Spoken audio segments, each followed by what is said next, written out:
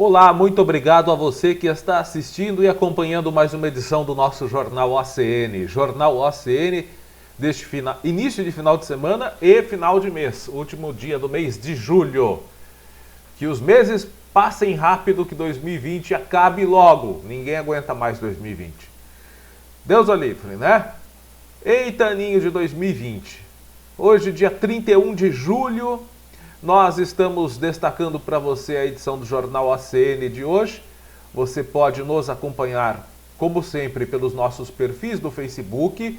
Também temos a nossa página do Cubo Notícias lá no Facebook. Tem o nosso canal do YouTube, o Cubo Notícias. Que mais? Tem o Instagram também agora. Você pode assistir lá pelo IGTV do Instagram, o Jornal OCN. E também pelo nosso site, lá no nosso site, além do Jornal OCN, você pode acompanhar todas as publicações, as matérias escritas que lá nós publicamos. Sem muito blá blá blá, um abração carinhoso para você. Vamos com muitas notícias da região hoje, destacar muitas informações da nossa região, infelizmente notícias que não são boas. Nós temos aqui o boletim do coronavírus para a nossa região, números que continuam aumentando. Também no finalzinho vamos falar sobre casos de coronavírus aqui em Porangaba, né? Temos também acidentes nas rodovias. Tivemos uma família que infelizmente perdeu a vida ontem num trágico acidente. Temos página policial, temos notícias policiais. O fato que aconteceu ontem em Botucatu, que tomou um caráter nacional, né? Foi um fato de proporção nacional, um ataque de uma quadrilha, que inclusive já é chamado de novo cangaço, esse tipo de ato, né? Um ataque sem precedentes, né? Com uma participação de pelo menos, no mínimo, 40 integrantes dessa quadrilha na cidade de Botucatu. Temos novidades sobre o caso, vamos falar sobre o elemento que foi abatido pela polícia, vamos falar sobre o armamento surpreendente que foi pego ontem, inclusive também foi apreendido ontem pela polícia. Tem um armamento ali que é uma coisa surpreendente, eu vou falar sobre isso já já. E temos também página policial, acontecimentos policiais aqui em Porangaba também. Tudo isso a partir de agora, rapidinho. Hoje não dá para enrolar, tem muita coisa e a gente tem um limite de tempo aqui para o nosso jornal, né? Senão a gente não consegue colocar em algumas redes sociais se a gente extrapolar esse tempo. Vamos aos casos de coronavírus, de Covid-19 no Brasil, números atualizados hoje de manhã às 8 horas. Pelo Consórcio Nacional de Imprensa, o Brasil tem o registro geral de 91.416 mortes pelo Covid-19, desde o começo da pandemia. É o que aponta esse consórcio de veículos de imprensa, 91.416 óbitos até as 8 da manhã de hoje. Isso segundo o levantamento do consórcio de veículos de imprensa, através de coleta de dados das secretarias estaduais de saúde. O balanço de ontem às 20 horas teve atualização hoje de manhã dos estados de Goiás e Roraima. Os números consolidados até hoje são 91.416 óbitos, sendo que desde o começo da pandemia 2.614.662 brasileiros contraíram o Covid-19. Agora os números da nossa região, que também são números preocupantes e crescentes. A nossa região, no total, somado os dois particionamentos de Itapetininga, região de Itapetininga e Itapeva, que engloba a nossa região aqui, nós temos mais de 6 mil casos. Na região de Itapetininga são 4.835 casos confirmados desde o começo da pandemia, puxando a fila. O município de Tatuí disparado com 1.123 registros e 37 mortes. Além do grande número de casos, Tatuí também tem uma taxa moderadamente alta de mortalidade, 37 mortes, com 1.223 contágios. Itapetininga, 559 casos, com 31 mortes. Temos também uma mortalidade alta lá em Itapetininga. Boituva, 481, com 14 mortes. Capão Bonito, 409, com 18 mortes. Tietê, 228, com 7 mortes. Guareí, 214 casos, com 2 mortes. Itapeva, 204 casos, com 6 mortes. São Miguel Arcanjo, 202, com 10 mortes. Angatuba, 181, com 3 mortes. Serquilho, 175, com 8 mortes. Pilar do Sul, 129, com 2 mortes. Buri, 119, com 7 mortes, realmente o município de Buri. Tapiraí, 117, com 1 morte. Itararé, 108, com 3 mortes. Ribeirão Branco, 92 contágios, com 2 mortes. Campina do Monte Alegre registrou alta novamente de quarta-feira para cá. Foram novos 4 casos. Campina do Monte Alegre estava com 80 na quarta-feira, hoje já são 84, com 1 morte. Ribeirão Grande, 68, com 1 morte. Guapiara, 60, com 7 mortes. Cesário Lange também teve aumento de casos, 60 casos com 3 mortes. Itaberá, 50 casos com 1 morte. Bernardino de Campos, 49 com 3 mortes. Alambari, 37 casos. Sarapuí, 26 casos com 1 morte. Jumirim, 21 casos.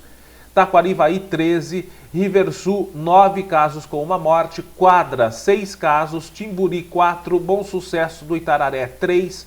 Nova Campina, também 3. E o município de Olho, até o momento, registrou um único caso.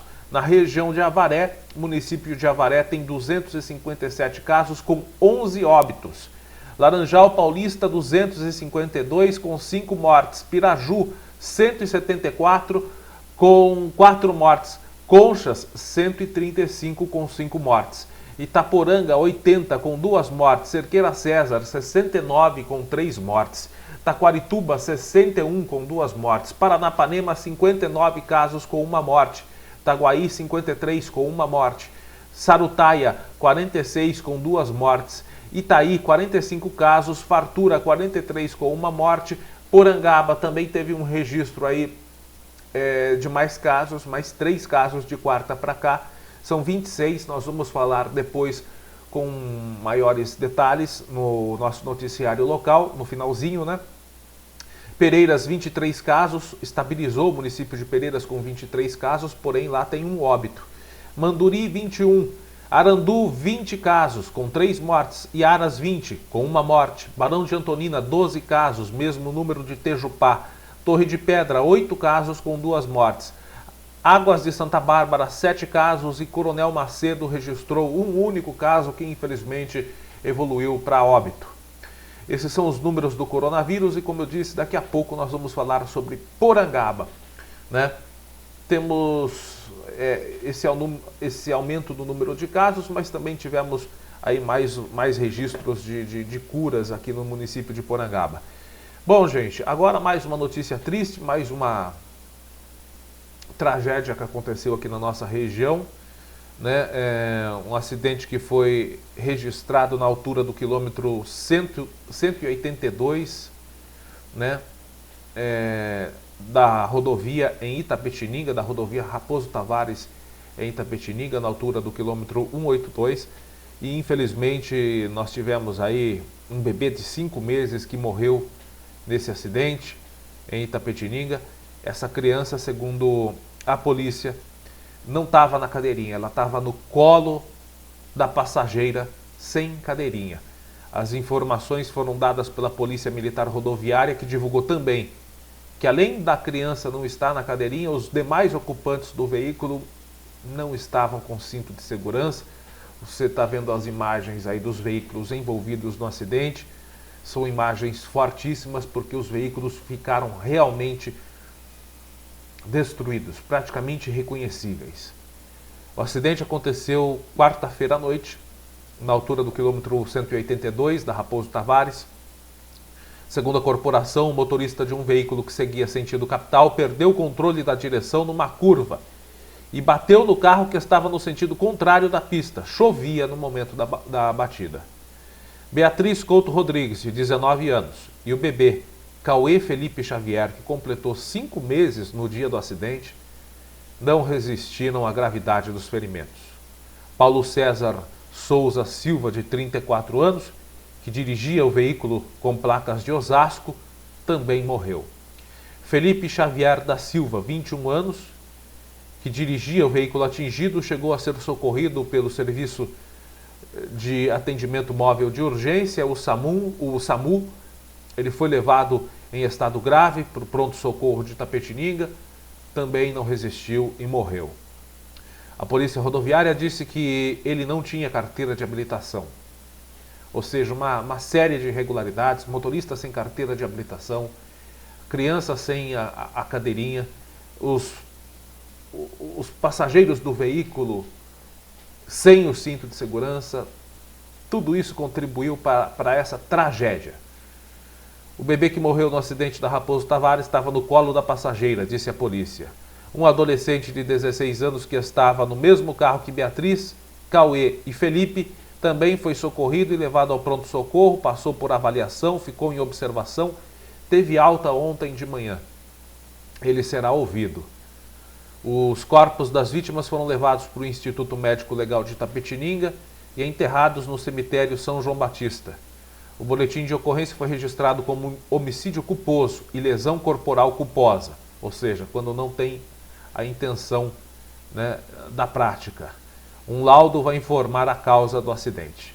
Realmente uma notícia triste que sensibilizou todos aqui da nossa região, pelas causas trágicas, pelo envolvimento, infelizmente, de fatores que aumentaram ainda mais o resultado negativo dessa tragédia.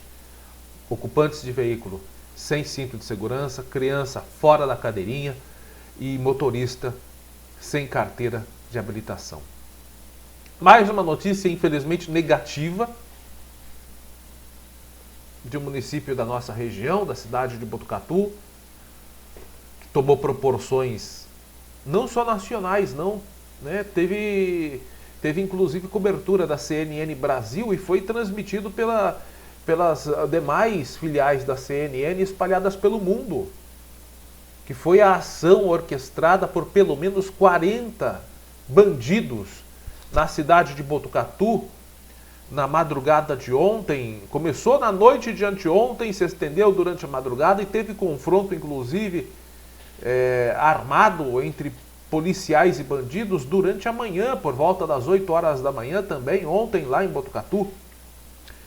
Pois diante de todos os fatos, um que está gerando uma certa polêmica foi do elemento que foi abatido por policiais, né?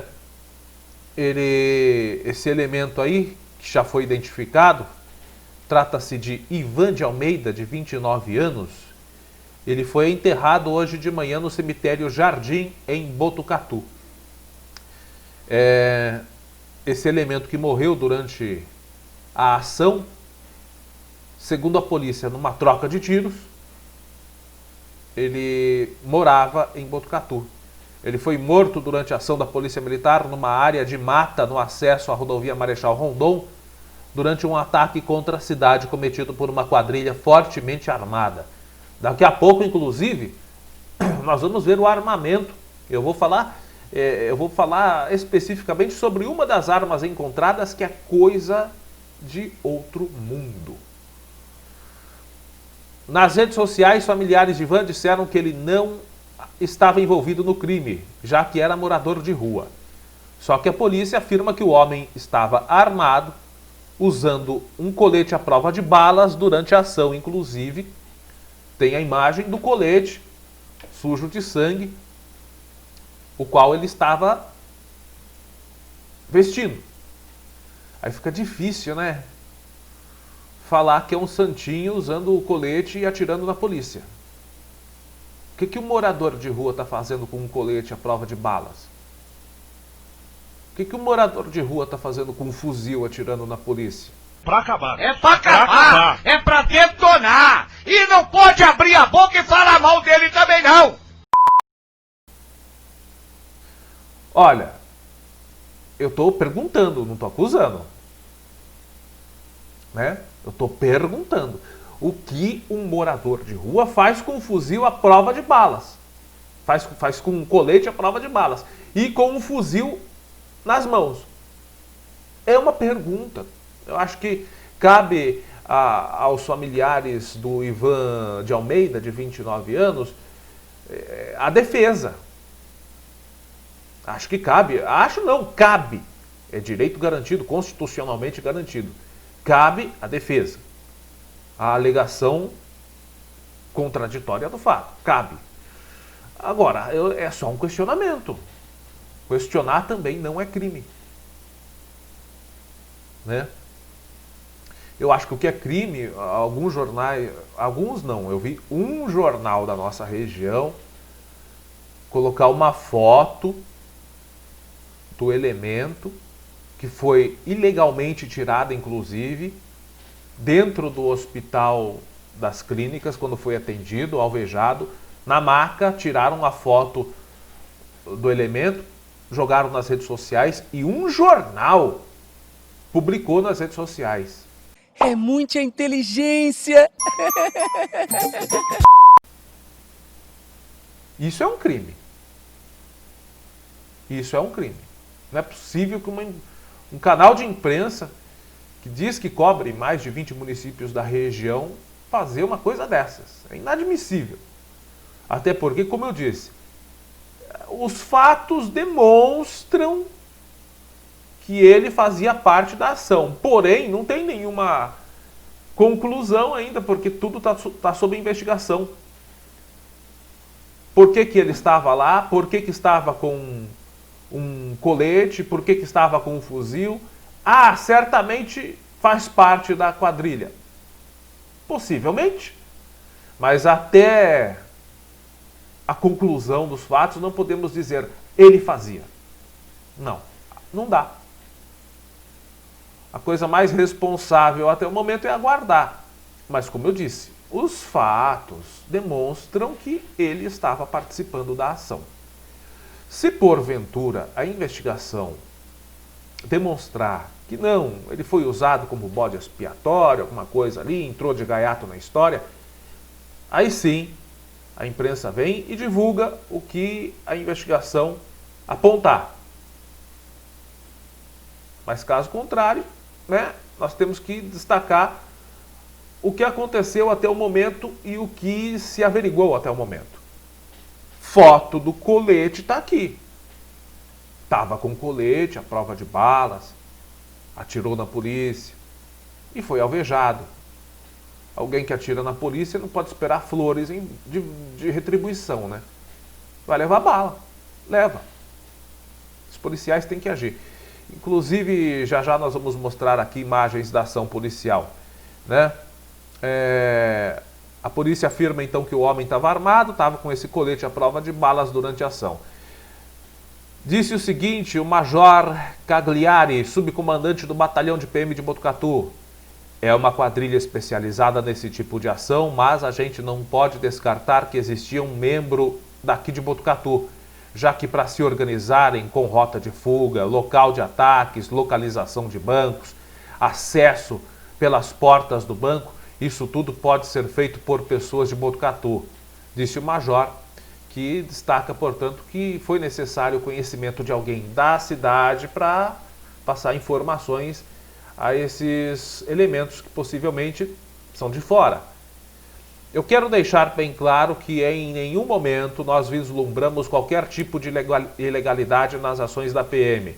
Esse confronto que teve na região da Vila Sônia, onde o indivíduo acabou morrendo, foi uma ação que também resultou em 2 policiais feridos.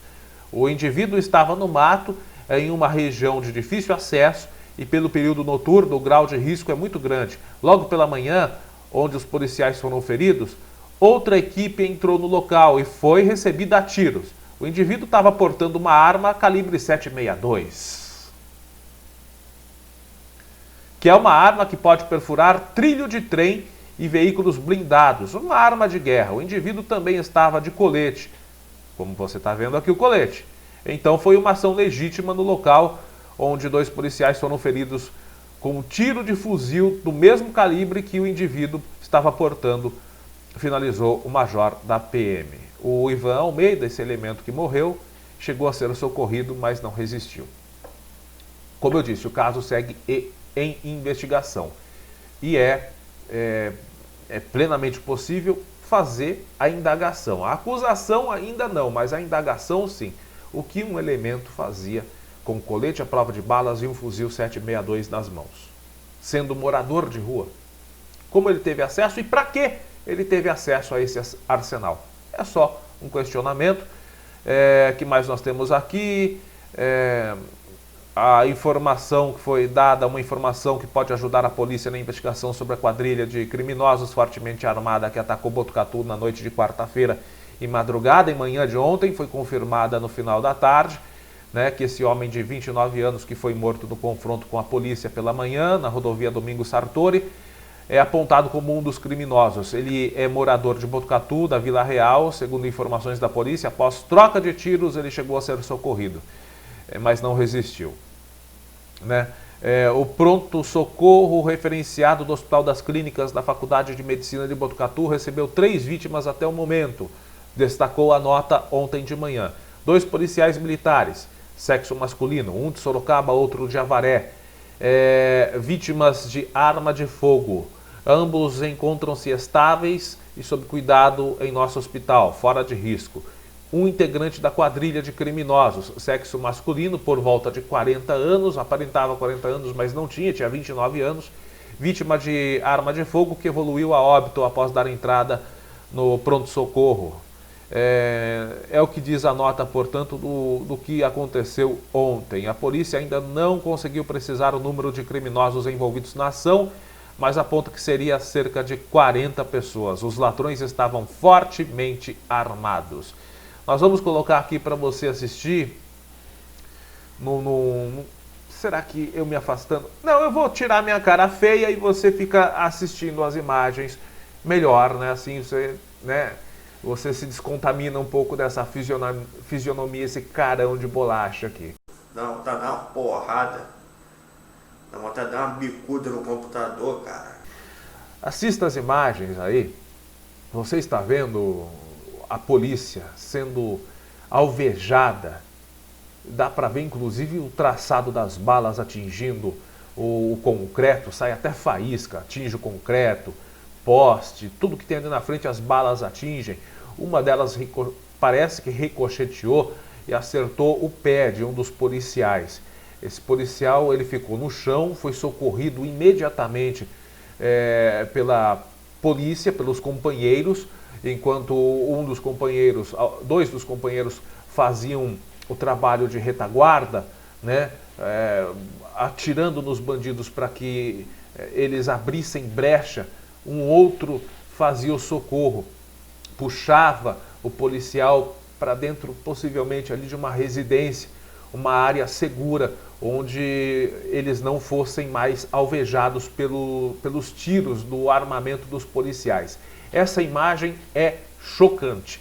Aí o elemento troca tiro com a polícia, você vê a imagem dos tiros, você vê as balas onde elas acertam. São balas de fuzis extremamente potentes.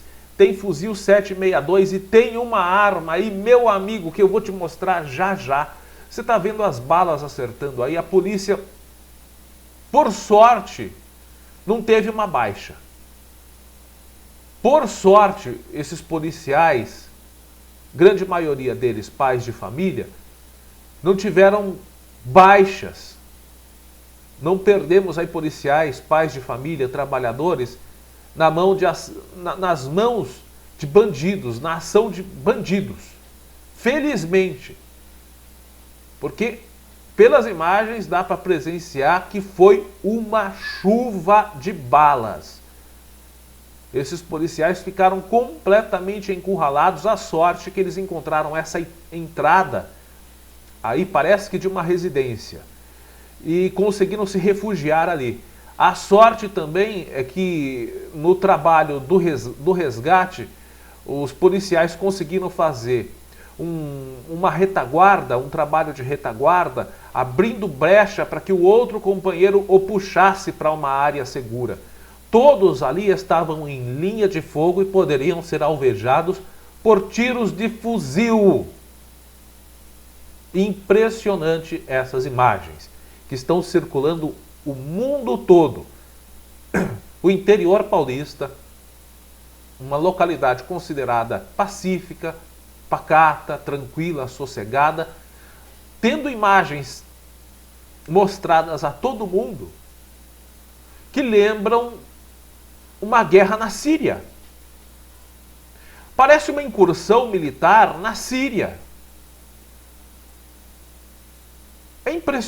São impressionantes essas imagens. Existem outras imagens que são impressionantes também, mas essa pega de um ângulo que mostra as balas acertando as proximidades onde estão os policiais.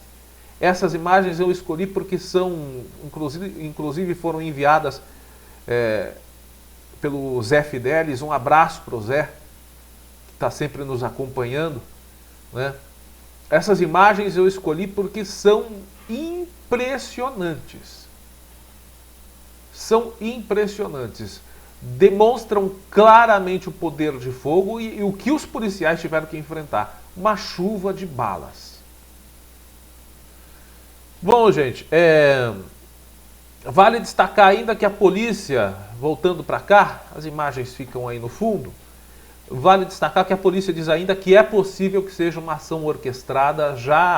Ontem mesmo já foi noticiado pelos portais de notícias, né, os principais portais de notícias que tiveram contato com investigações da Polícia Civil já abertas no momento da ação, de que essa ação foi orquestrada por uma quadrilha especializada de roubo a banco, que recebe sim o apoio de uma facção criminosa aqui de São Paulo, muito conhecida, e essa facção teria auxiliado nessa prática em retaliação ao grande número de apreensão de drogas que está acontecendo aqui na nossa região. Daqui a pouco, inclusive, vou falar sobre a apreensão de 800 quilos de maconha que aconteceu ontem aqui em Porangaba. As investigações estão em andamento, devem apontar a motivação do crime e seus responsáveis. Até o momento, a Polícia Civil confirma apenas a morte de um dos criminosos e não divulgou nenhuma prisão. Agora, gente, é o que eu quero mostrar aqui, o armamento que foi apreendido. Deixa eu ver se eu tenho as imagens aqui do armamento. Claro que eu tenho, né? Gente, é fuzil 762, é um fuzil pequeno, um Uzi, né? Temos um 762, parece que é um Parafal 762. Esse daqui eu não conheço bem. Aqui no canto também parece que é um fuzil .40. Também não conheço muito bem, mas esse segundo fuzil aqui, esse mais grosso aqui, é o segundo maior em comprimento aí. Mas olha a espessura do cano da bicha aí. Gente, isso aqui, essa arma, quando eu olhei, eu falei, ué, eu conheço esse armamento, já vi muito desse armamento, porque eu gosto de ver sobre documentários sobre militares, sobre guerra, essas coisas, né? Em filmes também essa arma já apareceu, só que ela está diferente aqui. Ela está mais curta, não sei se você está percebendo, ela tem só um cabinho embaixo aqui. Acontece que essa arma foi modificada, ela está modificada aqui. Cortaram o apoio de ombro dessa arma. Trata-se de na realidade é um rifle de precisão. É um Barrett M82, aí calibre .50. O que é isso? Na realidade, ela está aqui, ela foi modificada. Cortaram o apoio de ombro dela. Eu não sei por que cortaram, porque é impossível atirar com essa arma com uma mão só. O tranco é fortíssimo. Ele é um rifle de precisão, que geralmente é apoiado num tripé. É utilizado principalmente pelos fuzileiros, pelo corpo de snipers dos fuzileiros norte-americanos, pelo esquadrão especial de tiros do pelotão de fuzileiros americanos, que são os snipers. Na realidade, a arma original ela é assim. Tá vendo que ela tem o apoio de ombro?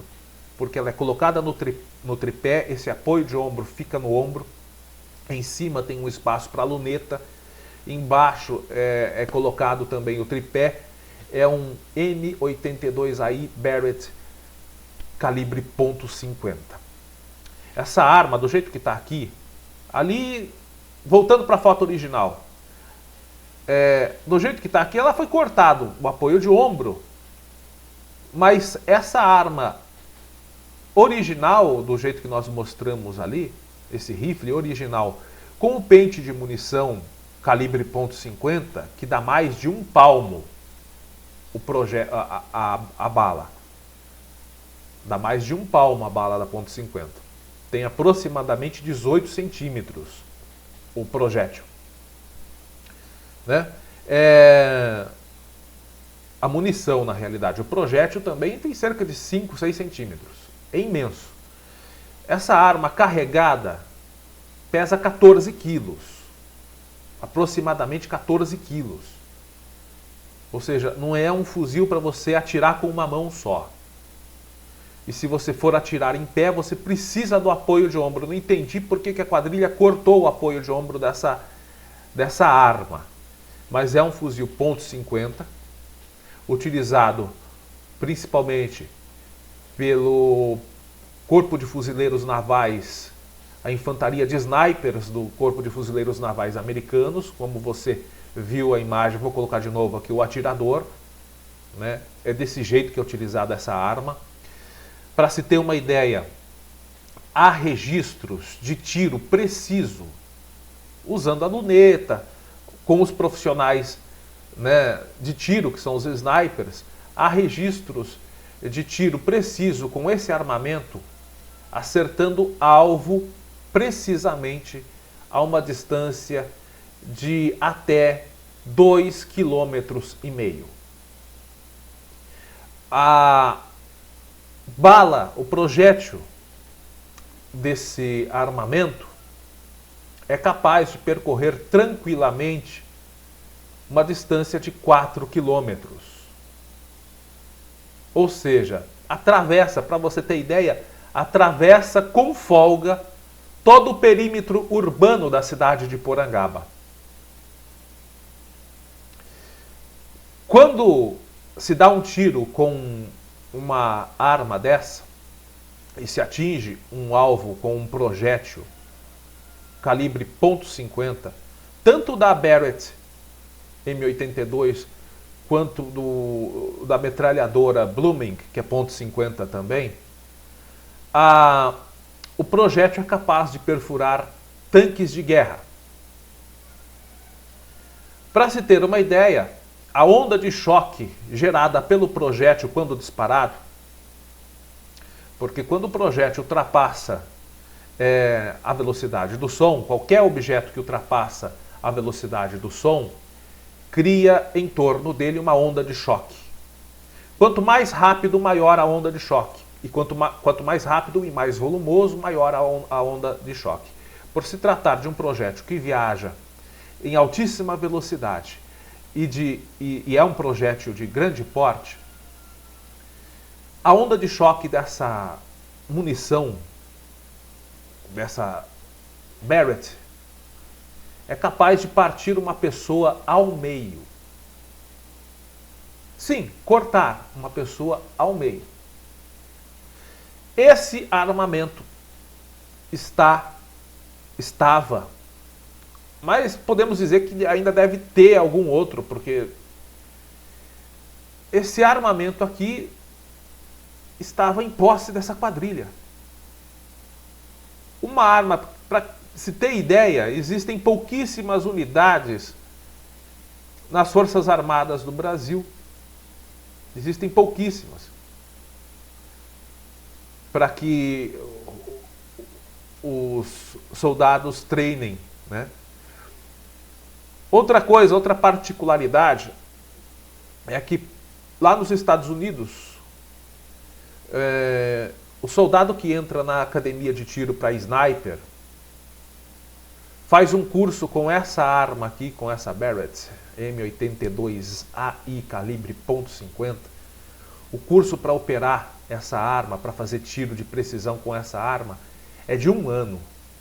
Com 1 ano, só atirando, você precisa fazer um curso de 1 ano, só atirando para poder se formar, para manusear esse equipamento.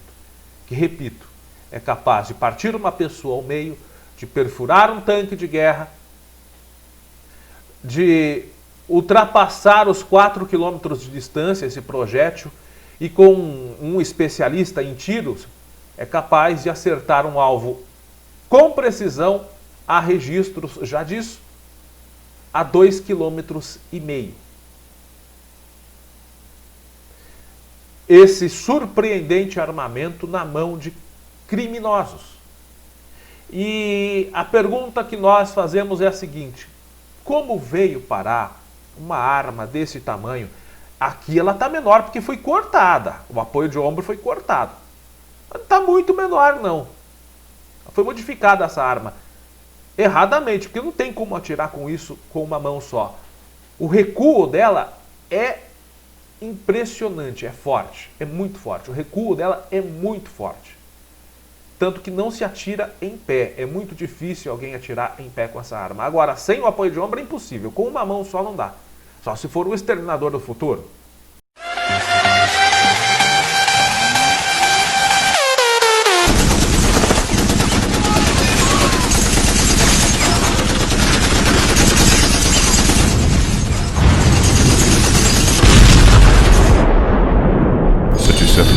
Disparos, meme exterminado. Aí pode ser que dê. A questão é, como que veio parar na mão de bandidos um armamento desse, hein? Desse porte. Um armamento que pesa, carregado, 14 quilos.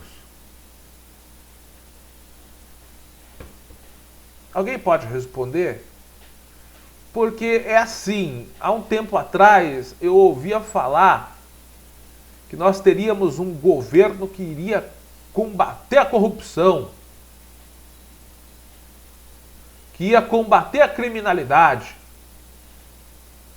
que ia acabar com o tráfico de armas, com o tráfico de drogas. Eu ouvi falar que bandido bom não era bandido morto e não ia ter chance para bandido. Era o que falava um certo candidato à presidência, lembra? Bandido bom é bandido morto, bandido não vai ter chance comigo. Muito afiado! Quando eu for presidente, vamos acabar com a bandidagem no Brasil. Nós vamos expulsar os bandidos do Brasil. Ah, tá. Não expulsou e continuam entrando equipamentos como esse. Aliás, ressalta-se, esse modelo de rifle não é muito antigo, não. Não é muito antigo, não. Eu gostaria de saber como um equipamento desses, coisa que você nunca imaginaria ver na vida aqui no Brasil, a não ser na mão das Forças Armadas, foi parar um equipamento utilizado por snipers do contingente de fuzileiros navais dos Estados Unidos. Como demonstra aqui, um sniper, fuzileiro naval norte-americano, fazendo treinamento de tiro. E para ele se formar sniper, 1 ano de treinamento. Como que um equipamento desses, tão restrito assim, veio parar na mão de bandidos? Eu queria uma explicação assim, sabe, porque esse armamento veio de fora, cruzou a fronteira, entrou no Brasil, para passar pela fronteira, para entrar pelo Brasil, bom, pode ter vindo pelo meio do mato, pode ter vindo pelo meio do rio Amazonas ali, áreas que são pouco vigiadas, porque também não tem contingente para vistoriar toda a nossa área de fronteira, né? Praticamente 14 mil quilômetros quadrados de fronteira nosso país tem. Mas pode ser também que pode ter passado por, sei lá, por alguém que facilitou.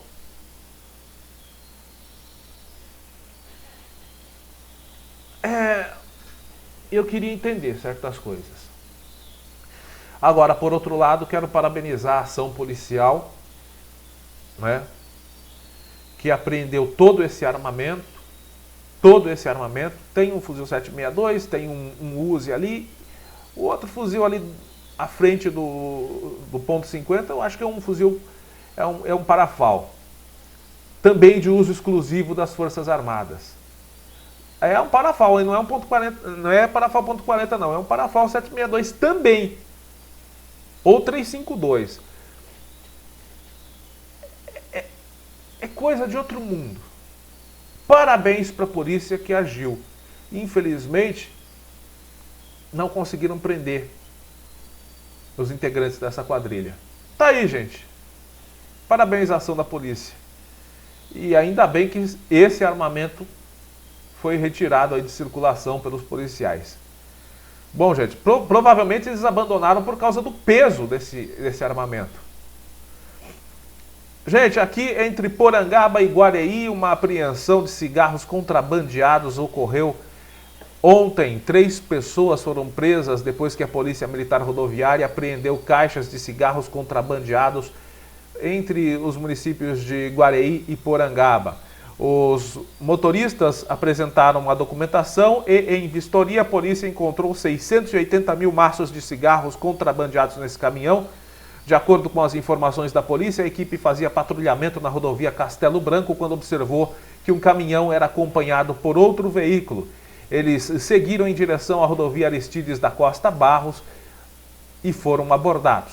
Ainda segundo a polícia, o motorista e um passageiro do carro que acompanhava o caminhão confessaram que os cigarros estavam sendo transportados de maneira irregular, eram cigarros contrabandeados, e eles tentaram, para não ser presos, subornar os policiais, ofereceram primeiro 20 mil reais. Aí os policiais deram migué, né?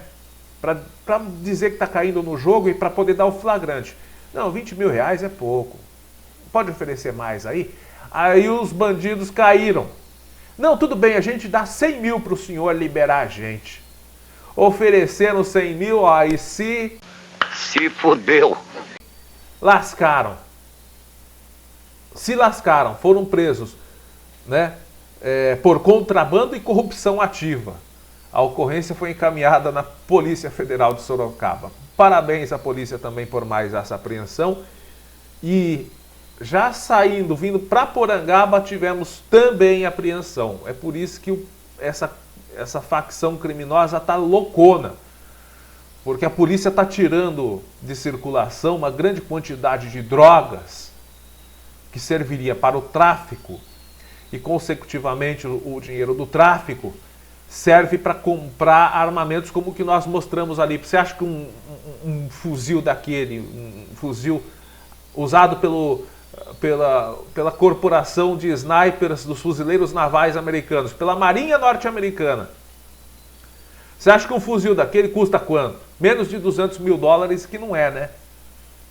Então, o dinheiro do tráfico é para isso. Não tendo que traficar, os integrantes das facções criminosas piram.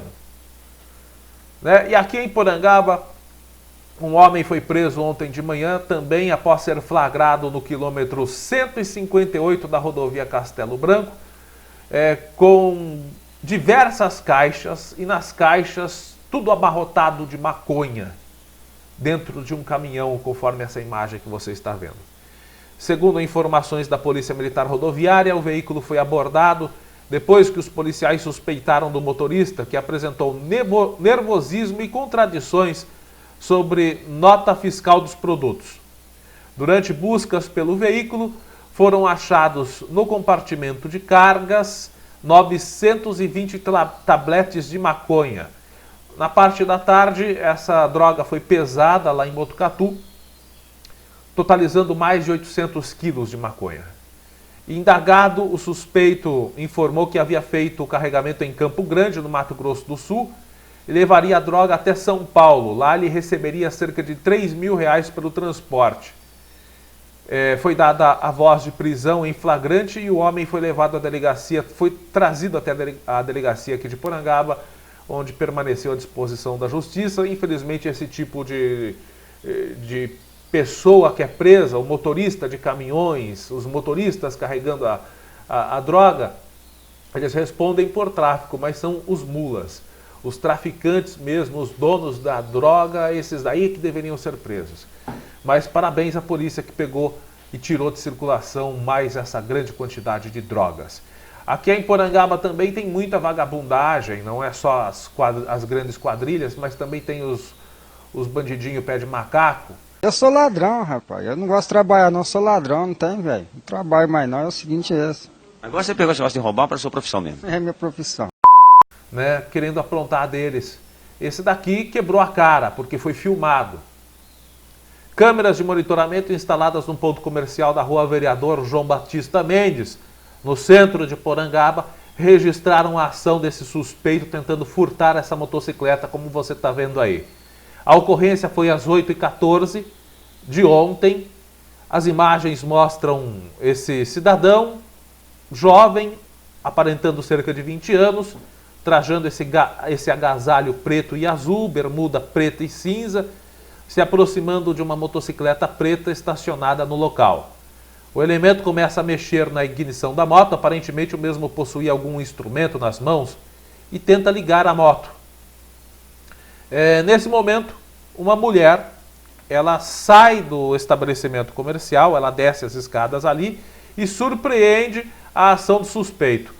Ao notar a presença da testemunha, o suspeito imediatamente abandona o local e empreende fuga, sai caminhando a pé.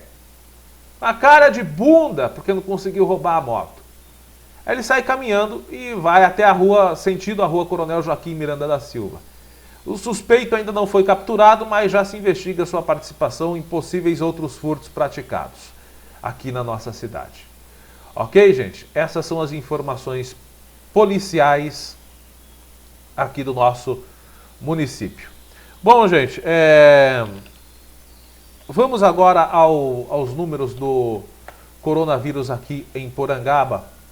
Nós tivemos uma atualização ontem no fim do dia, né, destacando a ocorrência de novos casos, infelizmente, de coronavírus no nosso município. Nós, na quarta-feira, tínhamos 23 casos registrados, isso na quarta-feira, com 22 casos recuperados. Ou seja, era um caso ainda em ocorrência no nosso município. Ontem, à tarde, o boletim foi atualizado. Temos até hoje de manhã, 26 casos confirmados, ou seja, surgiram 3 novos casos, 26 casos confirmados, porém 23 recuperados. Tivemos aí mais um caso recuperado. Tinha 23 na quarta, 22 recuperados. Aquele caso que estava pendente ainda na quarta-feira, que era o único caso em andamento do nosso município, se curou e surgiram, infelizmente, mais 3 casos. Nós ainda não temos informação sobre se esses 3 casos estão sendo assistidos em domicílio ou se algum deles precisou de internação, mas essas são as informações até o momento. E a secretária de saúde do nosso município, a dona Marineide Armida, já numa live quarta-feira também, ela falou que nesse final de semana, ou antes, se surgissem novidades, ela faria uma live, um pronunciamento apresentando as ocorrências e as novidades aqui da nossa cidade. Aliás, só para destacar aqui, são poucos os secretários de saúde da nossa região, eu desconheço de outros municípios. Se aí no seu município que você está assistindo a gente, existe essa prática, entre em contato com a gente. Mas só aqui em Porangaba e em Botucatu, que os secretários municipais de saúde estão vindo periodicamente, através das redes sociais, entrarem em contato direto com a população, destacando os boletins e as ocorrências, as novidades a respeito dessa pandemia. Só o doutor André Spadaro lá em Botucatu e a dona Marineide aqui em Porangaba é que fazem esse contato, que dão a cara a tapa para mostrar o que está acontecendo nos municípios, né? Não basta só publicar o boletim, os secretários, esses dois secretários, eles dão um exemplo, mostrando que estão ali convivendo, demonstrando a sua presença para a população. Isso passa mais confiança, mais tranquilidade também. Outra coisa que eu quero comentar rapidinho, também na quarta-feira surgiu uma postagem muito polêmica nas redes sociais, falando que um funcionário de um comércio aqui de Porangaba teria confirmado a doença. Teve o caso confirmado, foi diagnosticado, que tanto a vigilância epidemiológica quanto o comércio tiveram uma postura criminosa, negligenciando os cuidados, e posteriormente a verdade veio à tona, né? O comentário foi muito precipitado. O comércio, no qual essa pessoa supostamente teria sentido os sintomas, assim que a pessoa sentiu o sintoma, o comércio já deixou estabelecido aos funcionários o seguinte: eu conversei com o proprietário e o proprietário nos passou o seguinte: o comércio já deixou esclarecido o seguinte: qualquer funcionário que sentir qualquer tipo de sintoma anormal, seja sintoma leve gripal, seja dor de cabeça, qualquer sintoma deve ser relatado à administração da empresa, à administração desse comércio, e essa pessoa é imediatamente afastada até o momento em que ela faça o exame que demonstre se ela está com alguma coisa ou não. Esse já foi o primeiro procedimento, a primeira instrução dada pela empresa aos funcionários. Esse funcionário sentiu um leve sintoma gripal no sábado à noite, comunicou à empresa, imediatamente ele já foi comunicado a não comparecer a trabalhar até que realizasse os devidos exames. Ele fez o exame na segunda-feira. Na segunda-feira mesmo, o irmão desse funcionário foi até a empresa levar o atestado. Aguardava-se aí o resultado deste exame desse funcionário para saber se ele realmente estava doente ou não. Cabe, portanto, destacar aqui que não é verdade que o funcionário já tinha sido diagnosticado o Covid.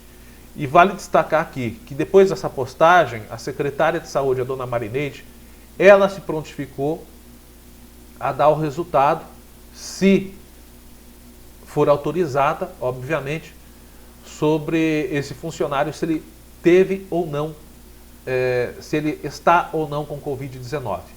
Nós continuamos sempre seguindo a regra, apesar de algumas pessoas quererem falar o contrário, mas sempre seguindo a regra. Vamos destacar aqui apenas o que a secretária municipal de saúde, a dona Marineide Hermida, ou o que a página oficial do site da prefeitura ou da vigilância epidemiológica divulgar. Portanto, caberá a ela a decisão dela, única e exclusivamente dela, de passar essas informações. Nós não temos ainda as informações, né? E eu peço encarecidamente para que as pessoas entendam o seguinte: não julguem pessoas, comércios, empresas por, infelizmente, serem vítimas, ou porque ninguém está livre de ser. Então, uma hora ou outra, alguém de uma empresa ou de um comércio poderá se contagiar com essa doença. Ninguém está livre. Então não julgue o comércio, não julgue o empresário, não julgue o trabalhador. Infelizmente, o nosso governo federal poderia ter feito muito mais para combater a pandemia no começo. Não fez, deixou evoluir. Nós tivemos um longo período, de um chove e não molha.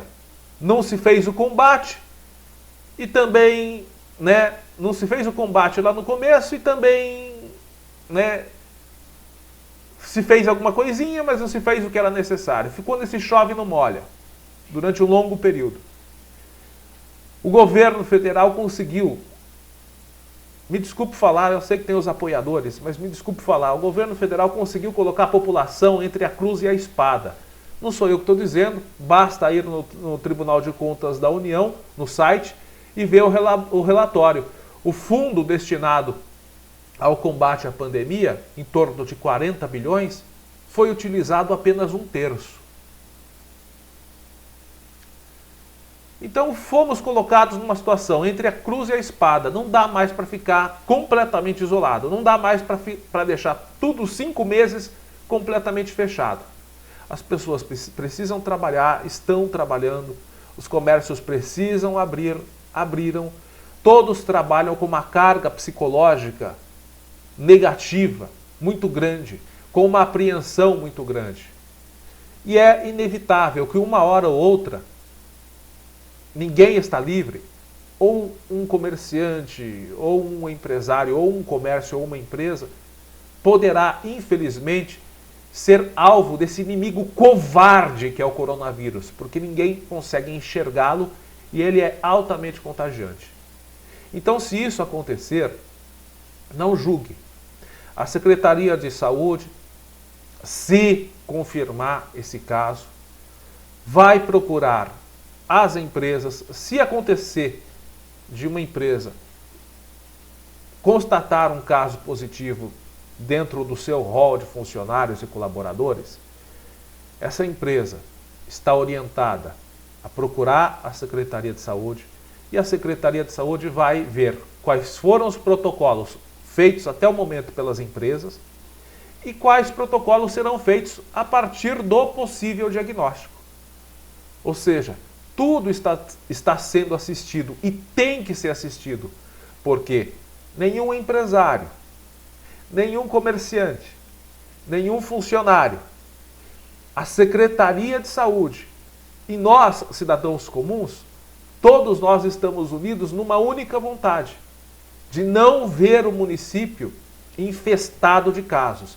Até agora nós tivemos 26 casos totais registrados, mas graças a Deus nós não tivemos uma proporção, um acúmulo de pessoas infectadas, um grande acúmulo de pessoas infectadas. Hoje, por exemplo, se nós observarmos o boletim oficial neste momento da Prefeitura, nós temos 3 casos em andamento. Então, possivelmente, temos 3 pessoas infectadas no nosso município. Infelizmente, tem que se colocar uma margem de erro para mais, porque existe uma grande parcela de pessoas que contraem esse vírus que são assintomáticas e podem estar circulando sem saber que estão com a doença. Mas aí não tem como monitorar. O que tem que se fazer é falar para todos: evitem sair ao máximo nas ruas. Se você é assintomático, pode estar transmitindo. Se você não é, pode estar pegando. Então, evite ao máximo sair nas ruas. É o que tem que ser feito. É o que está se pedindo. Agora, a população também tem que colaborar. Não fazer festa, como fizeram. Nós falamos aqui na quarta-feira, baile funk, de sexta para sábado, até as 4h30 da manhã, com muitas pessoas participando. Então, gente, é só isso aí que nós temos que enfatizar, ok? Vamos finalizando o Jornal ACN de hoje, senão estouramos o tempo. Fique com a santa paz de Deus, um forte abraço e acompanhe o nosso site aqui, para ter acesso a mais informações. Grande abraço.